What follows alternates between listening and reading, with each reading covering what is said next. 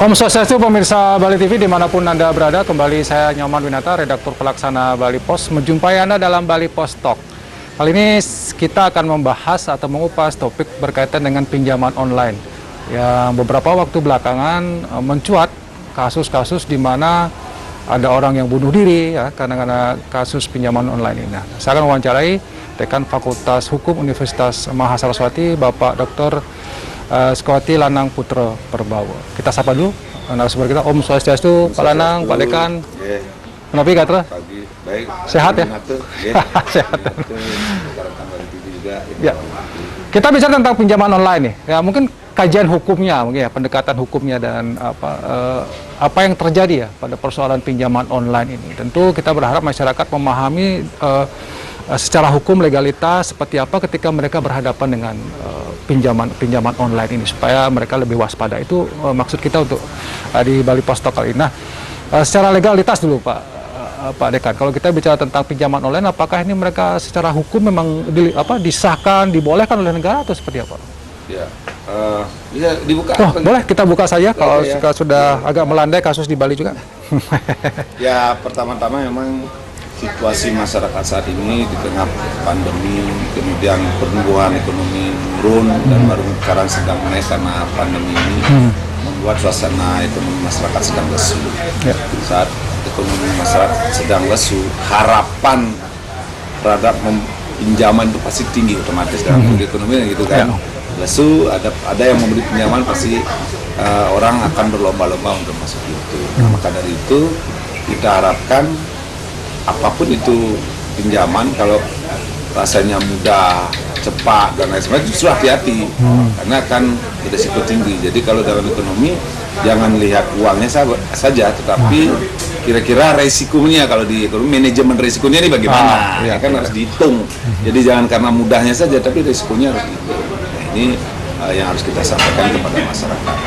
Memang berkaitan dengan legalitas sejak fintech atau financial technology atau pinjaman online sekarang.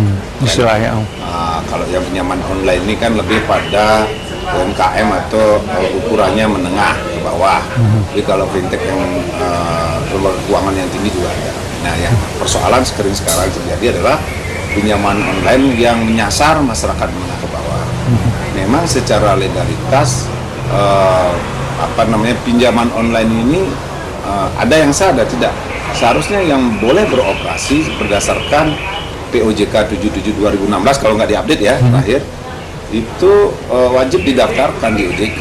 Dia harus terdaftar, kemudian juga ada syarat-syaratnya, bagaimana cara dia bekerja, apa kewajiban-kewajibannya, haknya itu oleh OJK diatur dari POJK 77/2016. Salah satu asasnya adalah adanya transparansi, kemudian menjaga kerahasiaan. Terus kalau ada sengketa, penyelesaian sengketa secara sederhana, cepat dan sebagainya. Termasuk juga harus adil kepada para pihak. Nah, itu beberapa pasal yang menyatakan asas dari proses pinjaman online ini. Nah, kemudian persoalannya banyak juga pinjaman online yang tidak terdaftar atau yang terdaftar tetapi melakukan kegiatannya dengan cara-cara yang tidak benar. Nah, apalagi yang sudah tidak terdaftar ilegal justru memang sudah tidak boleh. Kan?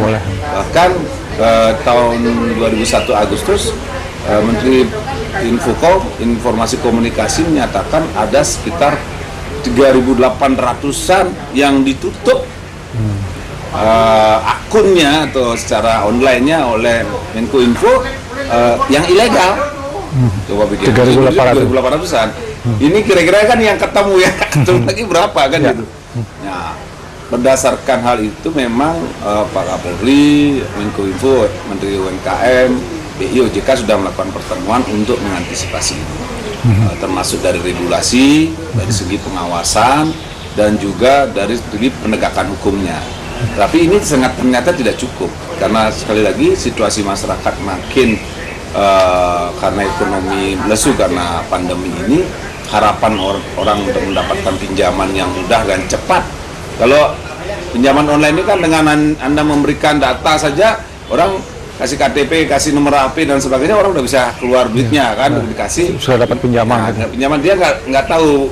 Makanya biasanya di situ memang selalu persetujuan itu dimintakan. Tidak bisa juga pinjaman online itu semena-mena mengakses kalau tidak ada persetujuan dari yang meminjam. Makanya ketika bilang persetujuan itu harusnya hati-hati, karena di situ ada akibat-akibat hukum, resiko-resiko hukum yang dimunculkan ketika mengakses atau menerima perjanjian lewat online. Nah, itu kurang lebih di awal. Tapi apapun itu, walaupun pinjaman online tetap aturan-aturan umum, baik itu KUH Perdata tentang perjanjian 1320 tetap berlaku. Artinya sepakat para pihak, cakap para pihak, objek tertentu, usaha halal. Nah, cakap para pihak ini, kalau dia secara perdata, cakap itu tidak hanya orang yang dewasa, yang mandiri, dan yang memang mampu melakukan tugasnya, tetapi yang berwenang atau yang tidak melanggar hukum seperti yang ilegal juga nggak cakap. Jadi kalau misalnya pinjaman online yang ilegal itu mereka juga nggak cakap sebetulnya. Tidak memenuhi persyaratan hukum, maka dia dapat dibatalkan dalam proses perjanjian itu. Jadi tidak cakap tuh misalnya kalau mereka melakukan tindakan-tindakan penagihan dengan cara-cara yang kalau konsep penagihan itu lebih pada kalau misalnya dia melanggar ke KUHP ya. Kalau misalnya ada 4 kriteria biasanya perlindungan hukum atau persoalan hukum pidana yang terjadi dalam penyampaian. Pertama, intimidasi. Intimidasi kayak tadi, penagihan dengan cara kekerasan, dengan teror, teror itu masuklah masuk 368 di KUHP. Yang kedua, biasanya juga dengan cara-cara penipuan. 378 itu, kalau dia melakukan penipuan, mengiming-imingi seolah ini terjadi akan gini, ternyata enggak, penipuan.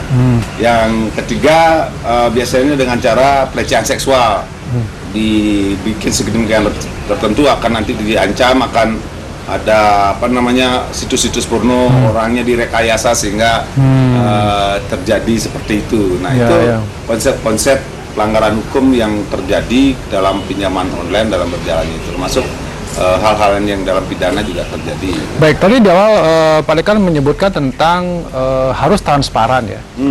Kemudian juga yang keempat, penyebaran data pribadi. Oh, itu nggak boleh juga ya? Oh, oke. Penyebaran data pribadi 4, jadi pelecehan, penipuan, kekerasan, sama penyebaran data pribadi. Itu nggak boleh berarti ya dilakukan ya dengan cara-cara seperti itu. Baik, tadi yang saya tertarik dengan pinjaman online, dia harus transparan. Terus apa lagi ya, ketentuan-ketentuan yang dimana seorang yang meminjamkan uang, mau meminjam uang, harus dijelaskan dulu oleh pinjaman online itu harusnya ya. Bunganya berapa, seperti itu ya. Makanya hal itu, transparansi itu memang keterbatasan melewat media informasi IT ini kan memang terbatas. Tetapi tetap dia punya pola, harus menyampaikan kepada nasabah, menyampaikan kriteria pinjamannya, bunganya, batas waktunya, termasuk juga bagaimana bila terjadi persoalan sengketa, kemudian siapa sebetulnya ini, yang penting siapa nih lembaga yang meminjamkan atau pinjol ini, perusahaan apa, siapa. Karena OJK punya list daftar pinjaman online yang legal itu. Baik, nah kan kemudian muncul banyak kasus, katakanlah begitu, audit teror dan segala macam, orang-orang yang pinjam uang, katanya ada yang pinjam 10 juta, tiba-tiba sampai puluhan juta lah tagihan yang muncul gitu, dan mereka diteror. Nah, apa yang mesti dilakukan, itu pertanyaan pentingnya, apa yang mesti dilakukan oleh masyarakat atau warga yang ketika mengalami hal seperti itu? Apakah bisa melaporkan ini ke polisi atau mengambil tindakan apa sebenarnya? Dalam posisi penegakan hukum selalu ada dua hal ya, ada preventif, ada represif. Tindakan masyarakat untuk preventif, untuk menjaga-jaga sebelum itu terjadi, tentunya harus lebih banyak di samping masyarakat. Tentunya kayak OJK, BI dan lembaga-lembaga keuangan negara harus lebih banyak memberikan informasi terkait resiko-resiko muncul kalau misalnya meminjam online. Kemudian yang kedua, selalu membaca apa yang menjadi perjanjian-perjanjian, walaupun online dibaca, apa sebenarnya hak dan kewajiban nasabah di situ. Jangan hanya karena cepat keburu-keburu 5 juta, 10 juta langsung aset aja setuju. Padahal di situ ada hak dan kewajiban, terutama resiko-resiko dari nasabah ketika memberikan persetujuan dari perjanjian yang online itu. Itu penting juga secara preventif, termasuk memberikan informasi kepada masyarakat dan sekaligus masyarakat perlu tahu perusahaan-perusahaan yang legal. Yang perusahaan legal ini modelnya kayak apa, berapa dia maksimum memberikan kredit, apa resikonya, berapa bunganya. Pihak masyarakat maupun pihak pemerintah melalui OJK dan BI harus sering memberikan informasi secara preventif sehingga masyarakat tahu. Tapi kalau sudah tahu tetap ikut ya berarti Anda sudah tahu risiko, tapi ya Anda tanggung. Tapi memang kalau belum tahu, apalagi ada tadi konsep penipuan, penyebaran data pribadi, apalagi intimidasi, baru kalau tetap ada begitu baru ada represif. Represifnya tentunya ke lembaga penegak hukum. Polri sudah menyiapkan badan penegak hukum untuk cyber, kemudian juga OJK dari segi perusahaannya. OJK berhak melakukan sanksi-sanksi administrasi bila ada pelanggaran-pelanggaran bagi yang sudah mendapatkan izin tentunya melakukan pengelolaan pinjaman online yang tidak benar dengan misalnya teguran tertulis, pembinaan sampai pada pemutusan atau pencabutan izin dari OJK terhadap perusahaan-perusahaan yang tanda kutip melanggar tidak sesuai dengan aturan OJK tentang proses penyelenggaraan pinjaman online. Ya. Tadi juga disebutkan tentang kalau ada yang sampai diintimidasi, diteror. Apakah bisa disebutkan mereka yang menjadi pelakunya penagihan dari pinjaman online itu sudah melanggar hukum sebenarnya? Kalau itu ini kan kalau hukum itu ada aturan, ada data fakta, nanti juga ada proses penegakan hukum. Kalau memang itu ada data faktanya ada dan terbukti, nah memang nggak boleh dengan mengintimidasi, mengancam, itu di KUHP. Juga menyebarkan data-data pribadi data itu. pribadi juga kena di Undang-Undang ITE ada juga itu nggak boleh. Kemudian kalau ancaman kekerasan atau kekerasan itu juga tidak boleh karena OJK juga sudah menyampaikan, makanya bagi perusahaan yang sudah mendapatkan izin OJK pasti disampaikan bahwa tidak boleh penagihan itu dengan cara kekerasan atau menyampaikan kekerasan. Dan itu tidak dibolehkan oleh KUHP 368, 378 itu tidak dibolehkan penipuan maupun dengan cara-cara kekerasan karena negara ini kan ada hukum. Tapi memang persoalannya bagaimana menjamin uang yang diberikan itu bisa kembali. Nah itulah ada cara-cara yang lebih elegan, ada cara-cara yang sesuai dengan peraturan yang tidak harus dengan kekerasan. Ya. Kalau ini dibiarkan kan semua orang akan pakai kekerasan, maka menjadi hukum rimba. Ya. Baik, mungkin sebagai closing statement Pak Dekan, apa yang mungkin kita harus lakukan dalam menyikapi pinjaman online ini? Tadi sudah disebutkan kita harus berhati-hati, ada preventif dan represifnya.